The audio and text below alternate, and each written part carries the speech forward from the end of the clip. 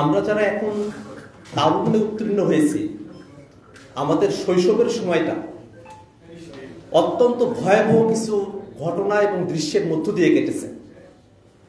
আমরা খেয়াল করেছি, আমরা যখন 10, 12, 13 বছর বয়সী, সেই সময়গুলো থেকে বাংলাদেশে রাষ্ট্রীয়ভাবে নানা ধরনের হত্যাকাণ্ড এবং নিপীড়নগুলো হয়ে আসছিল।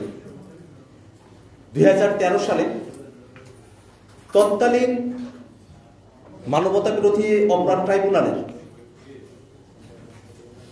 রায়গুলোকে কেন্দ্র করে সরকার যে ধরনের নিপীড়নগুলো চালিয়েছে, তার পরপরের সময়টাতে 2013-তে বাংলাদেশের সাধারণ মুসলমানরা, মুসল্লিরা, কওমি মাদ্রাসার শিক্ষার্থীরা তারা যখন তাদের কিছু দাবি, কিছু কনসার্ন নিয়ে ঢাকার বুকে তারা জড়ো হয়েছিলেন, সেই নিরস্ত্র নিরপরাধ মানুষগুলোর উপরে আওয়ামী সরকার এক পৈশাচিক হত্যাকাণ্ড চাপিয়ে দিয়েছিল। সে হত্যাকাণ্ডে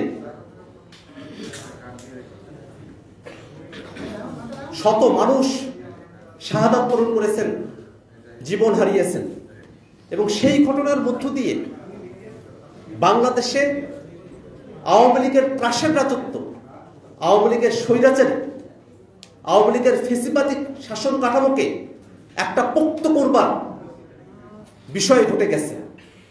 এবং বাংলাদেশের আর কোনো মানুষ শাপলা হত্যাকাণ্ডের পরে সাহস করে সরকারের বিরুদ্ধে সঠিক সমালোচনাটুকু করবারও সুযোগটুকু পান নাই।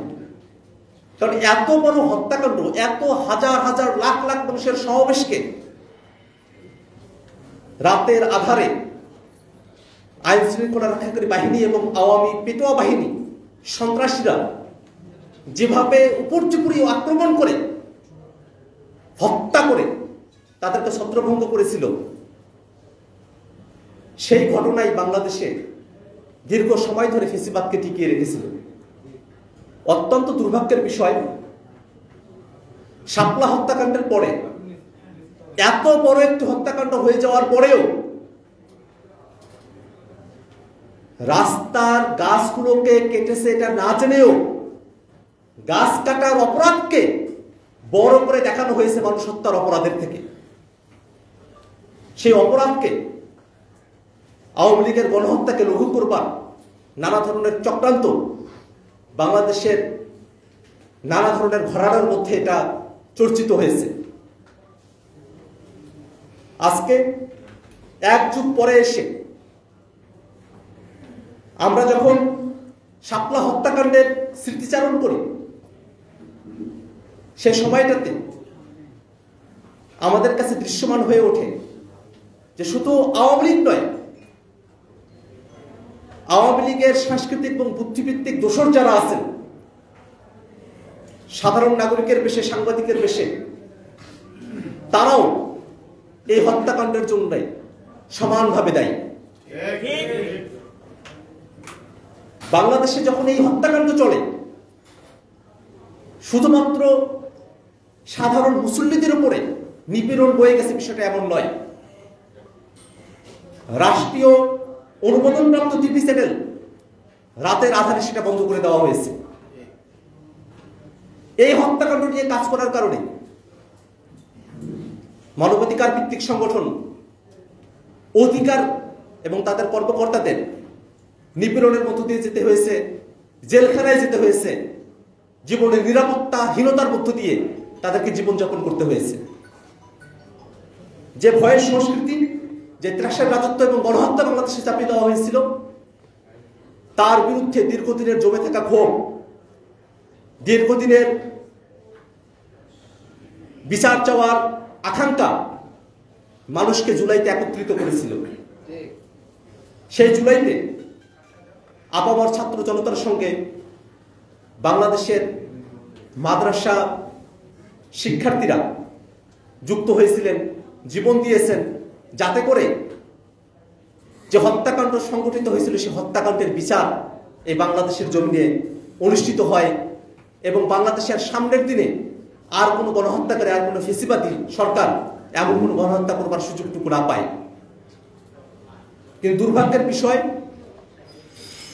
অভ্যুত্থানের এতগুলো মাস পার হয়ে যাওয়ার পরেও শাপলা হত্যাকাণ্ডের ঘটনাকে সামনে নিয়ে কোনো বিচার প্রক্রিয়া এবং স্বাধীন কোনো তদন্ত কমিশন গঠন করা হয়নি।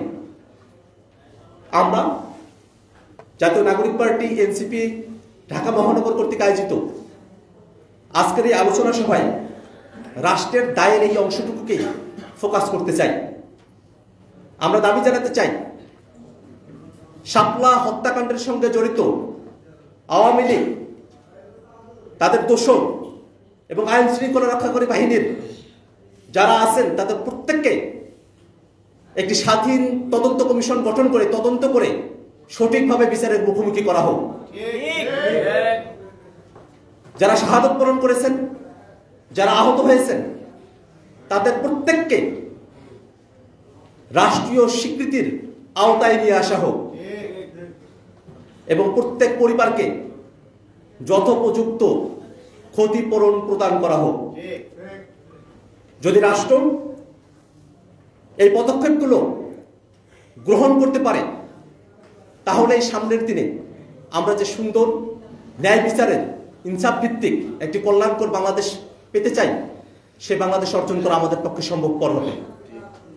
আজকের এই আলোচনা সভায় দীর্ঘক্ষণ ধরে আপনারা যারা আমাদের বক্তব্য শুনেছেন, যেসব সাংবাদিক ভাইরা এখানে উপস্থিত আছেন এবং জাতীয় নাগরিক পার্টি এনসিপির ঢাকা মহানগরের নেতৃবৃন্দ যারা এখানে উপস্থিত আছেন, তাদের সকলকে ধন্যবাদ জানিয়ে আমি আমার বক্তব্য এখানে শেষ করছি। ধন্যবাদ সকলকে।